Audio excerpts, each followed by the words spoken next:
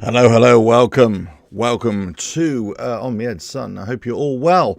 If you know what to do here, don't forget to like and share the videos and the live streams as well, which I'm going to start doing. But today's show, it's a Sunday morning. I've been out on the bike already, had a nice little ride around, planning to go out for a little bit more later on. I'm also planning to watch England hopefully win later on as well. But I've got to talk about last night's boxing and UFC action. And are we witnessing the pound for pound greats now in the two respective sports? UFC 303 happened last night. Alex Pereira in the light heavyweight contest against Yuri Prohaska, I think is how you pronounce his name. A brutal knockout kick to the head. It was just brutal. I mean, and it was clinical, and it was just amazing to watch. You know, he's come in a two-weight division champion from kickboxing, and he's come into UFC. Now he's two-weight world champion. He's now the current light heavyweight champion. Now he wants to talk about him moving up to heavyweight. I don't put that past him at all. He is just phenomenal, a phenomenal fighter in the MMA world, in the UFC world. I kind of said before, because of his kickboxing background and the way I've sort of studied his fighting before, I think he'd do quite reasonably well, obviously with a lot of training and everything like that, in the boxing world. I'm not saying he's at world level. No, I'm not that daft. But what I'm saying is, I would, if we're going to have these crossover fights in the future of boxers or UFC MMA guys going into the boxing ring, then I think Alex Pereira might be that guy who would put up a decent show. Out of everybody that we've seen or that you ever talked about, I think he's the one guy that you think, you know what? Yeah, I'd have a little wager on you. I mean, I'm not a betting man, but there we go. So fantastic from Alex Pereira. But in the boxing last night as well, we saw Bam Rodriguez against Estrada. What an amazing fighter he is. An amazing fighter, Bam Rodriguez. He got dropped as well in the sixth himself, I believe. It was the sixth round. But he was on top. But it was a great fight. If you want an entertaining fight to watch or to go to, these are the things. Or great entertainment spectacle, whether it's fighting, whether it's other sports as well. This is what it is. I'm going to go on a tangent here, but I'm still fuming from yesterday's football performance from Italy versus Switzerland. And this is you're not watching something to watch a dull affair, or to somebody they know they're behind, or a team they know they're behind, and they're not willing to even try. Whereas in this fight, both fighters were going for it. They were trying. And Estrada was given, as good as he got. But Rodriguez was just on top for most of it. But he dropped Estrada. I think it was in the third or fourth round. I can't remember what it was. And then Estrada dropped Rodriguez in a lovely shot, actually. It was a right cross, I think it was. I can't remember exactly. In the sixth, and then it was a body shot in the seventh, right late in the seventh, wasn't it? Then Bam Rodriguez. I mean, just flyweight, super flyweight. He's right up there. He's right up there. People have been saying this week, is he pound for pound? Is he pound for pound? And the problem is, every time a fighter, especially in the boxing world, wins, then all of a sudden it elevates them up in the pound for pound rankings, and we say, oh yeah, because it's fresh in the consciousness. But if anybody is going to be in the discussion out of the top three, which we know are Nui, Crawford and Usyk, of course, then you've got to be thinking about Bam Rodriguez. Has got to be there or thereabouts. He's got to be. He's got to be there. He's just such a quality operator. He really is. But last night, UFC 303. There's some other decent matchups as well.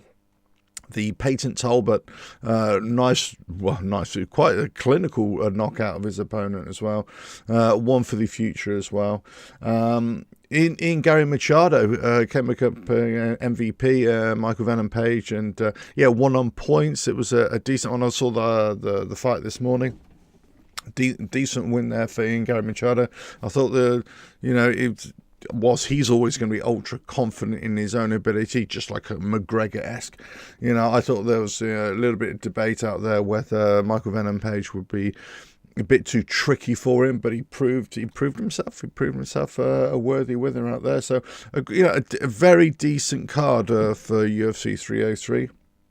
But the highlight was Pereira, wasn't it? Just the way he dominated. And will he just continue to dominate in light heavyweight, or will he go up to heavyweight? The problem is it's a big step up in weight as well, and power. So, he might be able to hold his own against the lesser heavyweights, let's say. But in terms of, fighting right at the top, I'm not so sure. I'm not so sure about that. But certainly seeing him as a crossover fighter for boxing, you'd have to match up the weights where they are. You might have to find a catch weight as well, because he's kind of in that heavyweight, or certainly top of cruiserweight, bridgerweight, light, on the lighter heavyweights. That's where he's currently sitting in terms of his fighting weight right now. So he'd have to change himself a little bit there. But in terms of these two, great fighters, great spectacles, and I'm just wondering what the future is for them. Obviously Pereira, where's he going to go? Does he keep on just dominating light heavyweight? Well, of course he could. He could just keep on doing that, right? You got to find somebody to beat him. Why does he have to move up to heavyweight, really, when actually his weight division is light heavyweight? He's a UFC champion of the world. Why does he have to move up? Others. But the thing is, it's about spectacle. It's about entertainment, and just seeing, is this gladiator the ultimate gladiator? Can he, match up against anybody else? So that's for Pereira. But what a fantastic fighter he is! What an animal! What a beast! Let me just have a slurp of the old coffee here. Cool. God, it's been a bit of a morning, but I tell you what, I got up early, just been catching up on all the fights. I've been out for a bike ride, came back, set myself up for the football tonight as well. But I thought I'd just come and do a live show for you guys, and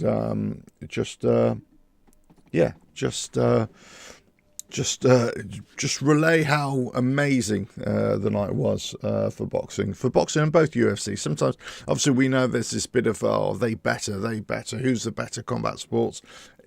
For me, it's always been different, right? If anybody steps into the box ring, it's boxing. It's the sweet science of boxing. And you have to be somebody really special to get one over on a top quality boxer at boxing, right? Because they're specialists, But that's why UFC is so brilliant, as in all-round fighting, because you find a way. It's the ultimate Bruce Lee sort of mentality, wasn't it? Never box a boxer, never do judo with a judo practitioner. Always find a way to beat your opponent doing other things, and that's what UFC is all about. It's using all styles, all different methods that you can think of, which are effective. And really, as we know, it comes down to, kicks, leg kicks, punches, but it also comes obviously grappling, and obviously jiu-jitsu as well. That's essentially what we're talking about, really, aren't we? Unless you're going, you're pitching two stand-up fighters against each other, or two stand-up kick-up boxers with each other, or Thai boxers, whatever. But otherwise, that's pretty much what it is. But boxing, you could tell. You can tell who is great and who isn't, who is a great exponent of that discipline. And Bam Rodriguez is just right up there in terms of pound for pound. He's got it, and let me just check actually, in terms of pound for pound ratings right now, because I've got a feeling that, let's just go to Ring Magazine,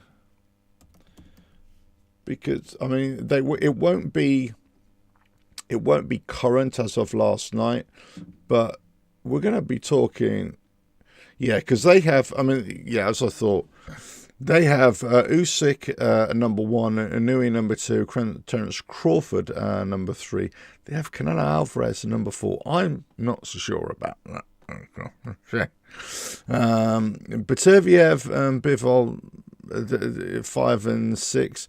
Gervonta Davis at 7. I agree. The Errol Spence at 8. Yeah. And they've got Jesse Rodriguez at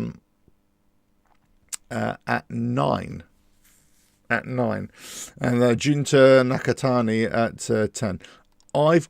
I would say Jesse Rodriguez is above the rest because you can't. Okay, Bivol, it wasn't much of a contest in his last afternoon, but Beterbiev hasn't fought in a while. Errol Spence is still coming off that loss to Crawford as well.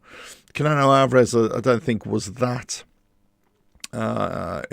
impressive in his last few fights. He's won, of course, but they've all been decision points wins. They haven't been knockout wins as well. Gervonta Davis, I think, is up there as well. So right now, I would put Bam Rodriguez in 4 above Canelo Alvarez, and I'd put Gervonta Davis probably at 6, Canelo Alvarez at 5, and then Bivol and Beterbiev, I'd put them down to, drop them down, at the tail end with Errol Spence, Beterbiev and Bivol, and then Nakatani as well, probably bringing up the rear into 9th, but drop this down because of, recent experience as well, recent fighting experience.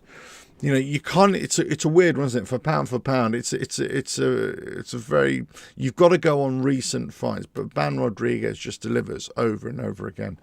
And that's what I'm saying. What an amazing fighter he is. So he's, Bam Rodriguez, I'm just wondering, he's at Superfly. He's too heavy. I'm just wondering if there could ever be a catch weight between him and somebody else. Because Inouye's super bantam right now, isn't he? I wonder if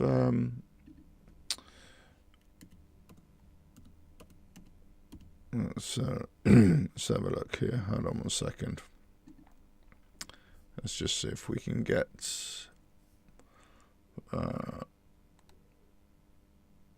so Superfly, he'd have to drop down. He'd probably have to drop down, wouldn't he? Inouye. Let me just get a bearings here. I'm just wondering whether you could see a great fight, because he's Superfly and Fly. Let's have a look. So yeah, okay. So he's way too heavy, isn't he? Inouye. No, he's way too heavy. He's 10 pounds. Yeah, he's 10 pounds heavier now.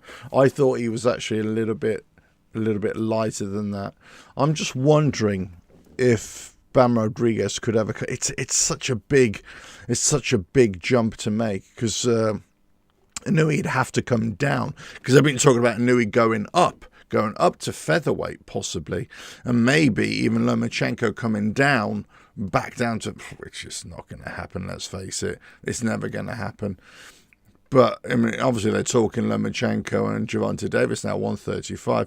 And that's the thing, we're trying to have dream matchups with the pound-for-pound fighters, but there's too much of a drop here. I thought that maybe there might be a chance that Bam Rodriguez at 112, flyweight, maybe at maybe at junior bantamweight 115, getting up there, maybe it's a bantamweight 118, and then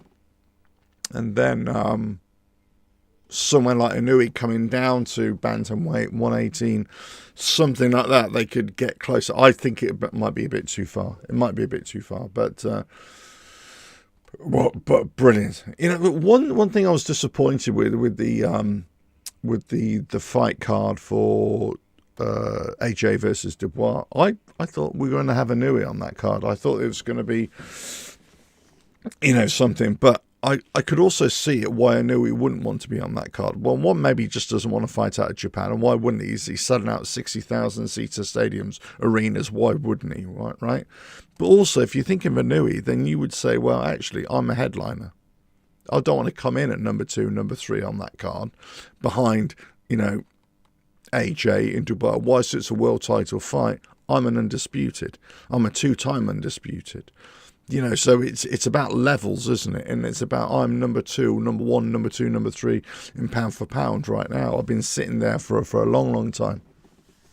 For you to put me on an undercard, whilst and boxing fans really appreciate Inouye as well. But I can see why it wasn't there. I wonder how far down the line they got to get an Inouye on that card. But for me, that would have been amazing. I love watching Inouye fight. I think he's a fantastic fighter. Of course he is, but he's a fantastic fighter. In fact, for me, I would have him at number 1. I would have him at number 1. I would have Usyk at number 2, and I'd have Crawford at number 3. But interchangeable. They're all interchangeable, aren't they? But certainly Inouye, what a fantastic fighter he is. But as I say, last night, Bam Rodriguez, he got clipped and he settled himself down and he showed himself to be a true champion. Came out vicious body shot. It seemed like a body shot to the liver. But but Estrada just went down like a sack of spuds. He was not getting up from that. No way. He was hurt bad he was, and that was just great. It was just great to watch. It was great to watch entertaining boxing, committed boxing, people or fighters going for it, sportsmen going for it in both UFC in 303 there and boxing and putting on display. It just shows how gladiators like boxers and MMA fighters lead the way in terms of commitment, when you've got other sports like football who sometimes they do themselves proud, just like last night, if you're a football fan, right? Germany against Denmark, great match to watch. Both going for it, both lots of opportunities. Denmark could feel aggrieved in the second half, but you look at the first game, Italy against Switzerland, and I'm a bit sore because I'm an Italian fan as well, I'd say, but they just didn't go for it. They just were strolling around and not even couldn't pass 2 passes together, just flat, no energy, losing the game, not even chasing it.